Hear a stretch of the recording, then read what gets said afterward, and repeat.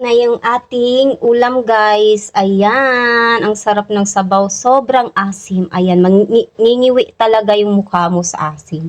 Dahil dalawang nor ang nilagay ko dyan. Sinigang mix. So, ayan. Ano yan guys? Sinigang na ulo ng, o diba nasa heaven na kayo?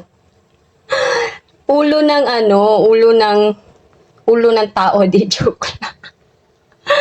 Ulo ng, ano ba, salmon. So, ayan. So, i-mix natin.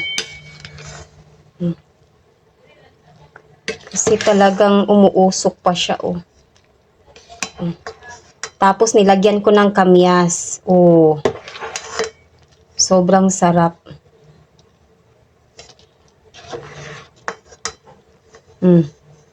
Oh, ayan, tama na. Lamog na yung isda.